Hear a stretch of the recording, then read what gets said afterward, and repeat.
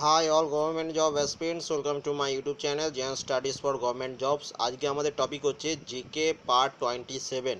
আজকেও আমরা অন্য দিনের মতো 50টি জিকে ডিসকাস করব এবং আজকে হচ্ছে হিস্ট্রি স্পেশাল। এবং এগুলো রিসেন্টলি যতগুলো এক্সাম আছে সব এক্সামে এই প্রশ্নগুলো খুবই ইম্পর্টেন্ট। রেলের group D, West Bengal sub inspector, West Bengal constable, West Bengal SI, excise এবং আদার্স যেসব এক্সাম আছে সবেই। তারপরে দেখে নাও তোমাদের ফায়ার অপারেটর আছে, সেখানেও কিন্তু এই প্রশ্নগুলো খুবই ইম্পর্টেন্ট। প্রথম প্রশ্ন, মোহাম্মদ বিন তুগলক কবে তার রাজধানী দিল্লি থেকে দৌলতাবাদ সরিয়ে নেন?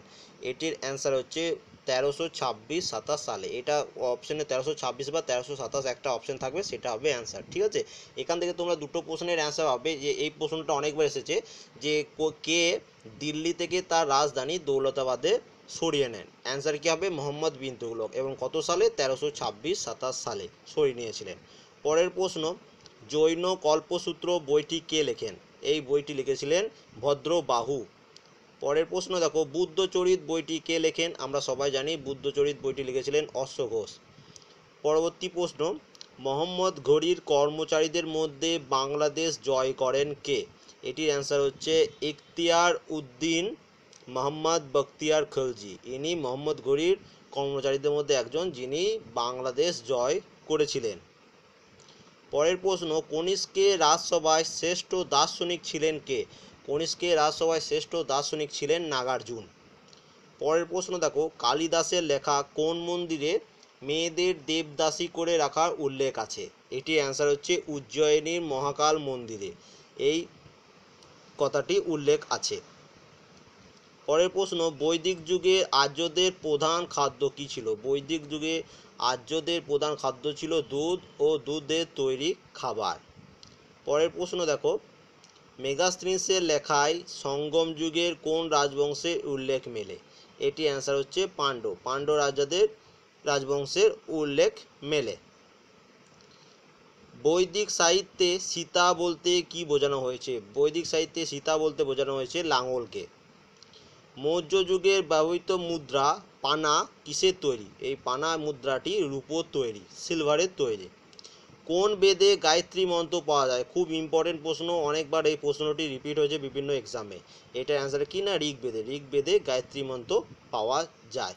এবার দেখো নেক্সট পেজ। গুপ্ত যুগের মাটির ইট দিয়ে তৈরি ছিল কোন মন্দির? এটির অ্যান্সার হচ্ছে ভিতরগাঁও। ভিতরগাঁও মন্দিরটি গুপ্ত যুগের আমলে তৈরি এবং এটি মাটির ইট দিয়ে তৈরি ছিল। প্রতিহাররা কোন উপজাতির শাখা? এটার অ্যান্সার হচ্ছে প্রতিহাররা গুজ্জর উপজাতির শাখা। এই যে গুজ্জর উপজাতির শাখা হচ্ছে প্রতিহাররা। প্রথম বাগদাদের খলিফার স্বীকৃতি পান দিল্লির কোন সুলতান? মোস্ট ইম্পর্টেন্ট প্রশ্ন। এটার অ্যান্সার হচ্ছে ইলতুৎমিশ। ইলতুৎমিশ প্রথম বাগদাদের খলিফার স্বীকৃতি পেয়েছিলেন। দিল্লির কোন সুলতান? এটার অ্যান্সার হচ্ছে ইলতুৎমিশ। মোহাম্মদ হাদিকে মুর্শিদ কুলি খান উপাধি দেন। এই যে মুর্শিদ কুলি খান এর আসল নাম হচ্ছে মোহাম্মদ হাদি, এবং মোহাম্মদ হাদিকে এই নামটি দিয়েছিলেন মুঘল সম্রাট ঔরঙ্গজেব। মুর্শিদ কুলি খান এই উপাধিটা দিয়েছিলেন। গুপ্ত যুগের প্রথম কোন দুই দেবতার মূর্তি দেখা যায়? গুপ্ত যুগে দেখা যায় বিষ্ণু ও শিব, এই দুই ঠাকুর দেবতার মূর্তি। লক্ষণ সেনের রাজসভায় পঞ্চরত্নের নাম কি ছিল? লক্ষণ সেনের রাজসভায় পঞ্চরত্ন ছিল, তাদের নাম হচ্ছে কবি জয়দেব, কবিরাজ ধৈ, গোবর্ধন, উমাপতি এবং শবন। পরের প্রশ্ন, অশ্ব ঘোষ কার রাজসভার সভাসদ ছিলেন? অশ্ব ঘোষ ছিলেন কনিষ্কের রাজসভার সভাসদ। আকবরের সভাসদ বীরবলের আসল নাম কি? এই প্রশ্নটাও অনেকবার দিয়ে দিয়েছে রেলের গ্রুপ ডিতে বিশেষ করে। এটির অ্যান্সার হচ্ছে বীরবলের আসল নাম হচ্ছে মহেশ দাস। ঠিক আছে, পরের প্রশ্ন দেখো, অনেকবার তোমরা এই অ্যান্সারটা জানো, হয়তো সবাই অ্যান্সারটা জানো। সোমনাথ মন্দির কে লুট করেছিলেন? সোমনাথ মন্দির লুট করেছিলেন সুলতান মাহমুদ।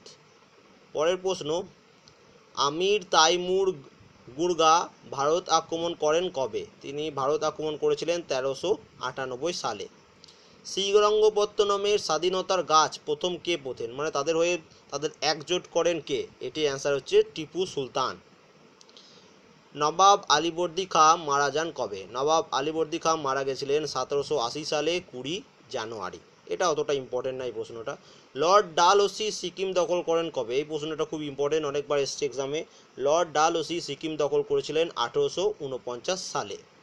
ব্রিটিশরা কবে মারাঠাদের পরাজিত করে মারাঠা রাজ্য দখল করে নেয়? এটির অ্যান্সার হচ্ছে 1818 সালে ব্রিটিশরা মারাঠাদের হারিয়ে মারাঠা দখল করে নেয়। দিন ই ইলাহি ধর্মের আসল নাম কি? দিন ই ইলাহি ধর্মের আসল নাম হচ্ছে তাওহিদ ই ইলাহি। মনে থাকবে যেন, খুব ইম্পর্টেন্ট একটা প্রশ্ন এটা। যুবরাজ সেলিম দিল্লির সিংহাসনে বসেন কি নাম নিয়ে? তিনি যে নামটি নিয়েছিলেন সেটা হচ্ছে নূর উদ্দিন মোহাম্মদ জাহাঙ্গীর পাতশাহী গাজী। আসল ব্যাপারটা হচ্ছে যে সেলিম হচ্ছে জাহাঙ্গীরের নাম। পরের প্রশ্ন খুব ইম্পর্টেন্ট, আগের দিনে এই প্রশ্নটা আমরা রিপিট করেছিলাম। জাহাঙ্গীর পঞ্চম শিখ গুরু অর্জুন সিংহকে হত্যা করেছিলেন। কেন করেছিলেন? তার কারণ হচ্ছে যে জাহাঙ্গীরের ভাই খসরুকে আশ্রয় ও অর্থ সাহায্য দেওয়ার জন্য অর্জুন সিংকে হত্যা করা হয়েছিল এবং অর্জুন সিং ছিলেন পঞ্চম শিখ গুরু। পরের প্রশ্ন, শের আফগান কোন অঞ্চলের জায়গিরদার ছিলেন? শের আফগান ছিলেন বর্ধমানের জায়গিরদার। পরের প্রশ্ন দেখো, রাজা যশোবর্ধনের লেখা নাটকের নাম কি? রাজা যশোবর্ধনের লেখা নাটকের নাম হচ্ছে রামবুদ্ধ। মুঘল সম্রাট জাহাঙ্গীর শের আফগানকে কবে হত্যা করে? মুঘল সম্রাট জাহাঙ্গীর শের আফগানকে হত্যা করেছিলেন 1607 খ্রিস্টাব্দে। শাহজাহার আমলে বাংলা শাসনকর্তা কে ছিলেন? খুব ইম্পর্টেন্ট একটা প্রশ্ন। শাহজাহানের আমলে বাংলা শাসনকর্তা ছিলেন কাসেম আলী। খুব ইম্পর্টেন্ট একটা প্রশ্ন। শাহজাহানের 4 ছেলের নাম কি? দেখো, শাহজাহানের 4 ছেলে ছিল দারা, সুজা, ঔরঙ্গজেব, মুরাদ। কিন্তু ঔরঙ্গজেব এদের সবাইকে সই দিয়ে নিজের সিংহাসনে আরোহণ করেছিলেন। সঙ্গীতের গুরুত্বপূর্ণ সূত্র কোন বেদে আছে? খুব ইম্পর্টেন্ট একটি প্রশ্ন। সঙ্গীতের গুরুত্বপূর্ণ সূত্র আছে সামবেদে। খুব ইম্পর্টেন্ট এটা একটা।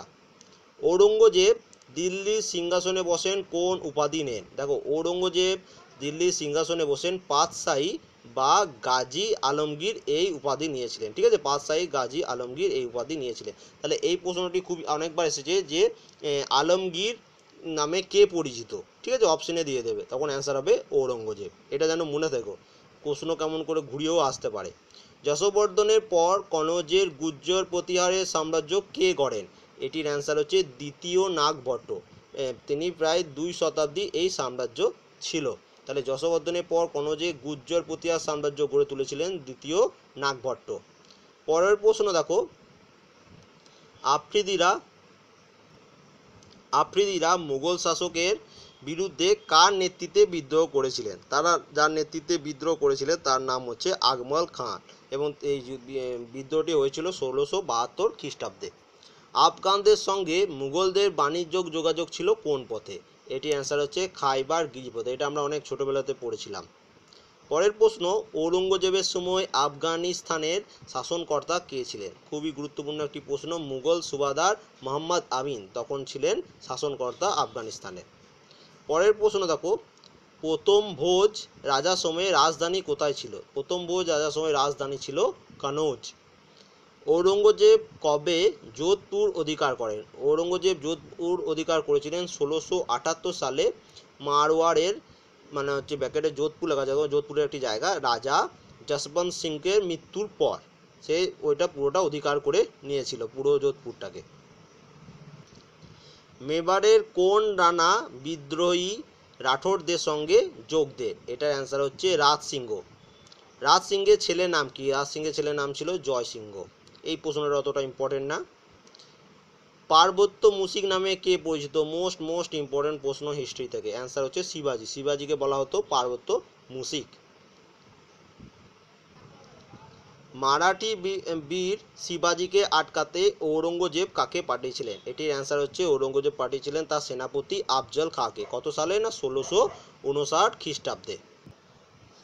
পুরন্দরের সন্ধি বা পুরন্দরের চুক্তি কবে কাদের মধ্যে হয়েছিল? মোস্ট ইম্পর্টেন্ট প্রশ্ন। এই প্রশ্নটা বেশিরভাগ এক্সামে এসছে। পুরন্দরের সন্ধি হয়েছিল 1665 সালে। এই কবে হয়েছিল এইটা অনেকবার এসছে, ওই সালটা 1665 সালে কাদের মধ্যে হয়েছিল? শিবাজি ও মুঘলদের মধ্যে হয়েছিল।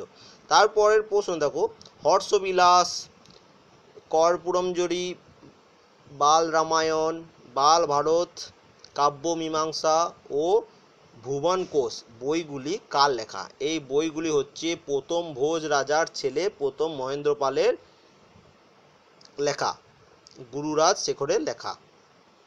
এবং সেটা তার 1880 সাল থেকে 880 থেকে 910 সালের রাজা ছিলেন তিনি। পরের প্রশ্ন, শিবাজি কবে গো ব্রাহ্মণ পালক ও ছত্রপতি উপাধি নেন?